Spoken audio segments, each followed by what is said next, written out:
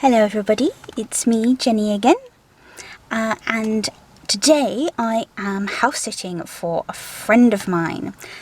So I am in a different area of the country than I usually am, and I thought I would be a good opportunity to go and explore some of the ancient sites that are nearby.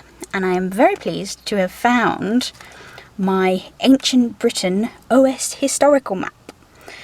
So this is an official OS map of the UK, and it shows a whole bunch of different historical sites. So it will show you, hang on a sec, here we go.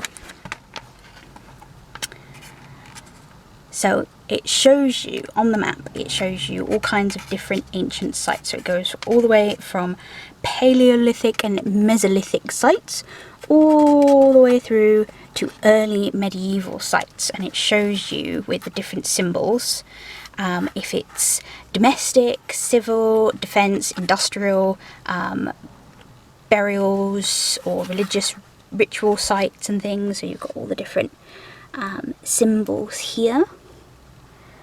So I thought I would use this to go and find some of the ancient sites that are nearby this new place that I'm staying in. So here we are looking at the map part for the south of England. So we've got lots of different sites here. We've got Glastonbury just there, and up here we've got Bath. And what I'm going to be having a look at today is Hetty Pegler's Tump, just here, and Nymphfield Long Barrow. So you can see that they are both burial sites. That's what the little mound symbol is for. And it is from, let me just check. It's blue, so it's from the Neolithic period. Very exciting. So that's where we're going to go and have a look at today. Let's go.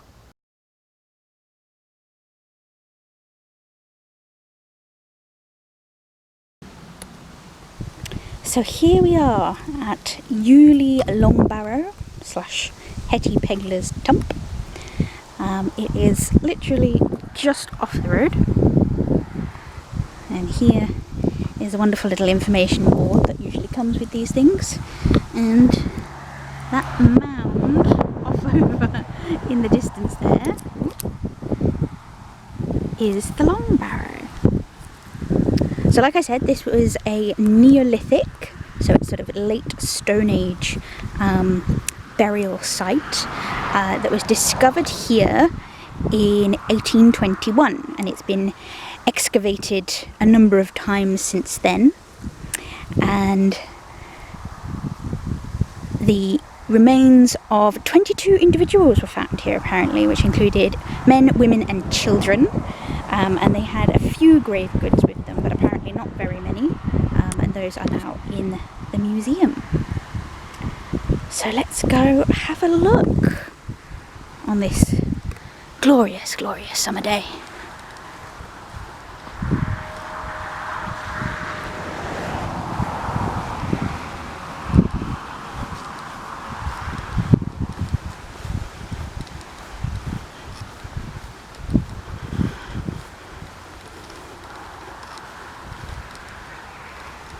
So I believe it was called Hetty Pegler's Tump at the time of its discovery because this land was owned by a lady called Hetty Pegler, and a tump was a method of storing root vegetables over winter that was used in sort of various different places on farms, you know. They would dig a sort of shallow pit and then fill it with all their root vegetables that they needed over winter, and then they would essentially bury them under a huge mound, and they would put in straw and things to keep the frost off them. And it was sort of their way of keeping these very important root vegetables fresh over the winter. Because if they had frozen, they'd have all, turned to mush, and you wouldn't be able to feed the animals with them, you wouldn't be able to replant them next year. So you can kind of see why a giant mound would just be assumed to be a tump. Or maybe somebody came along and went, that does look kind of like a tump, even though we're pretty sure it's not. So here we are. Here is the Long Barrow. So they think that this place was in use for burials by the Stone Age people who inherited this area for approximately 2 centuries.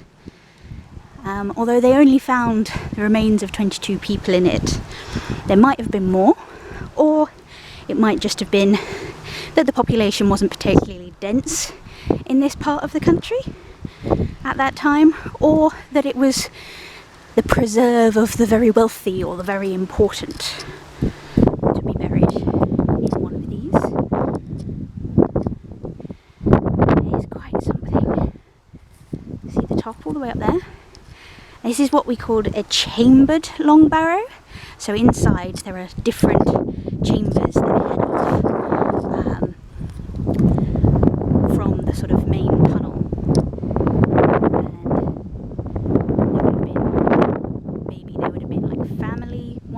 One family would have been buried in one chamber, another family buried in another chamber, or possibly they were delineated in some other fashion. Maybe it was just, when this one's full, we'll move on to the next one. But it is incredible. It's just here. It's right here. I've walked straight up to it. I don't have to pay anything. I don't have to book a time to come and see this. I can just come and see this. And we are just so lucky to have this incredible history, right beneath our feet. And not even beneath our feet, it's just here, on the surface, ready to be discovered. So this Long Barrow has been partially reconstructed during the 1800s, when it was first excavated, and a little later on. So it's not exactly as it was found. So I believe these walls here have been sort of reconstructed and reinforced so that the thing doesn't collapse. And you can actually get inside this one. I'll see if I can manage to get inside. So here I am inside the Long Barrow. So that's the entrance where I came in, and here we are inside.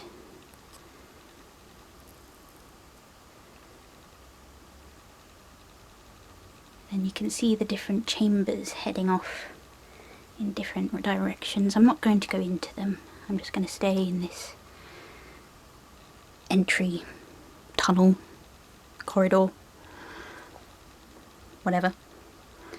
But I will shine my light into these other chambers. So that heads off round the corner that way.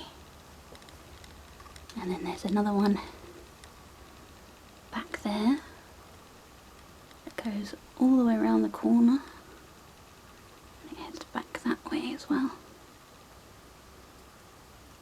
So these large slabs that we've got here, I believe, are part of the original barrow, and would be what it was built with by the people who built this place and used it for their burials. And then I believe these sections here that are sort of walled in, bricked in, you can see some over there as well. I believe those are the reconstructed sections, or at least the reinforced sections, to prevent it from all collapsing in. It's very peaceful in here. Nice and cool after the very warm day outside. There are no bodies left in here, obviously. They have all been removed. But it's still a very peaceful place. And I have had a moment of quiet, just honouring the people who built this place and the people who were buried here and what its original use was for.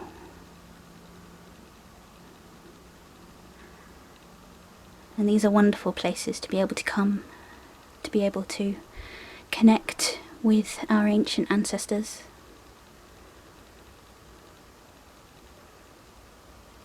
And glimpse a little bit of who they were and what they did. So here we are.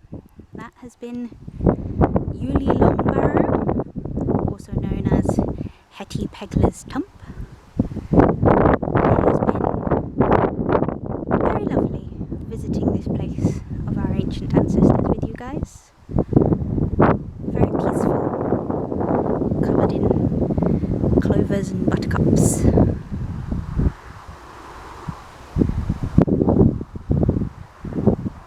A very nice place to visit.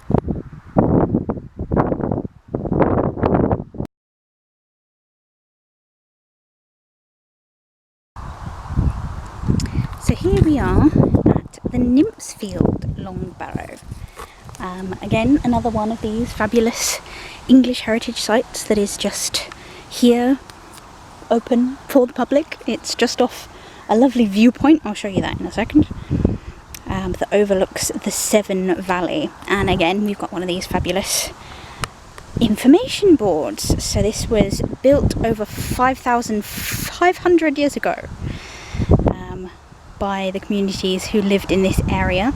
And apparently this is one of 150 known Long Barrow sites across the Cotswolds area, which is incredible. 150 of them.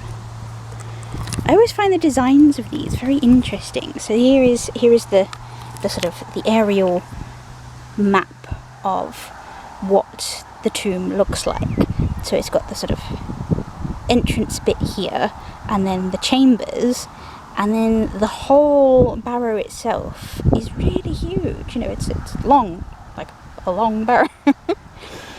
And I've always wondered, you know, why were they so long? You know, why didn't they stop just sort of here, just to encapsulate the little bit where the chambers were? I suppose that's one of the things we'll have to ask them when we invent time machines. But here there have been things collected like pottery and beads and arrowheads. Very, very exciting. And here we've got an artist's impression of what this place might have looked like as it was being built. So let's go and have a look. It's just up here.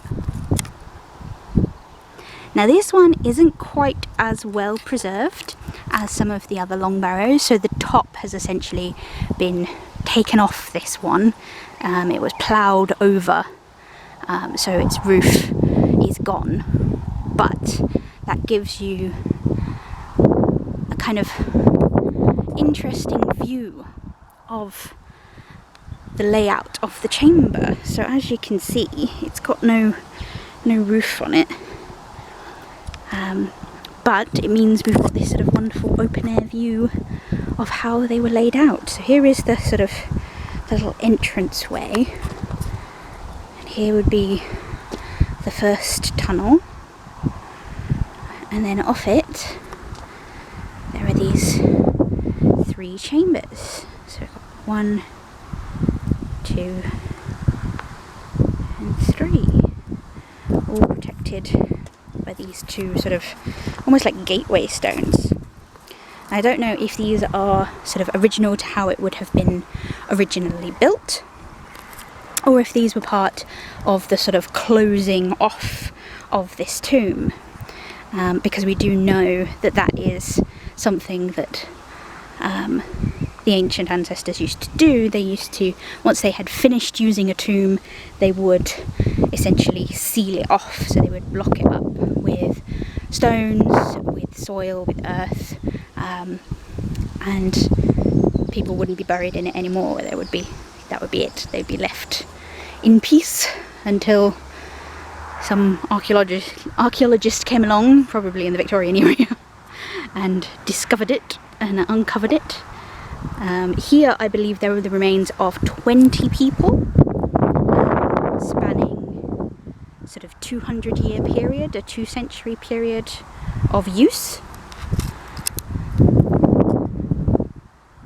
It is quite incredible. Let me see if I can go and show you the sort of the other view. So here we are looking down on the tomb from above.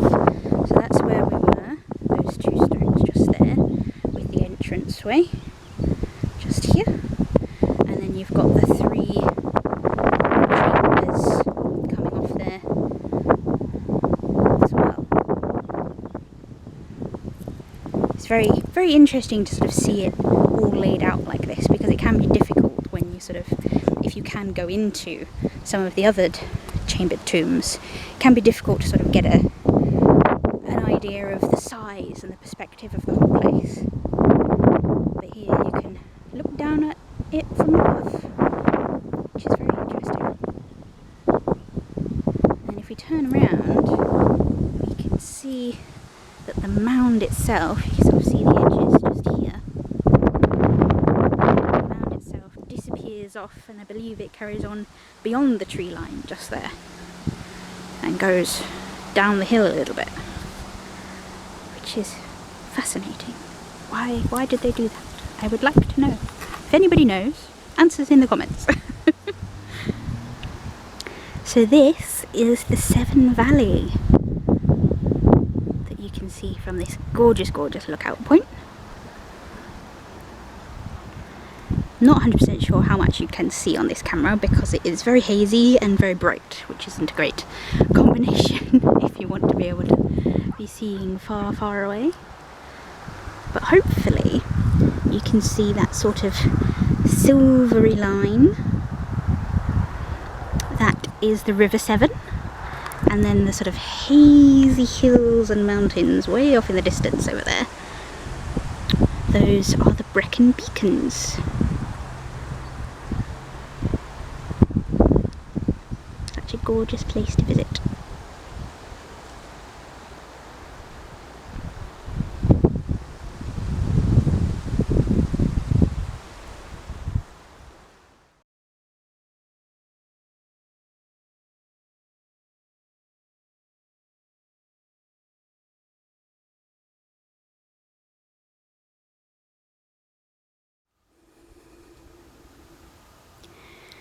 Deep into the earth I go, deep into the earth I know, deep into the earth I go, deep into the earth I know.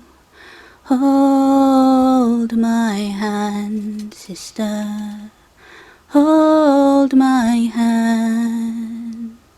Hold my hand, brother, hold my hand, as deep into the earth I go, deep into the earth I know, deep into the earth I go, deep into the earth I know. Hold my hand, sister, hold my hand, hold my hand, brother, hold my hand, as deep into the earth I go, deep into the earth I know. Deep into the earth I go, deep into the earth I know. Hold my hand, sister, hold my hand, hold my hand, brother, hold my hand.